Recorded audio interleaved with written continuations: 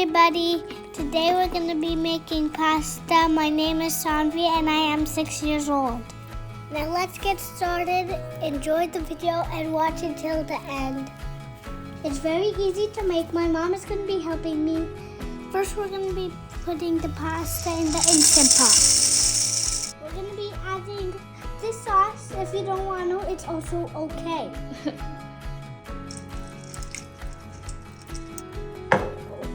Now I'm going to put some water in the pasta. Make sure your water is going to be covering the whole entire pasta. Stir it up nice and neatly. Now we're going to close the lid. Twist the lid and pressure cook for 5 minutes. The 5 minutes are over. The pasta is all done.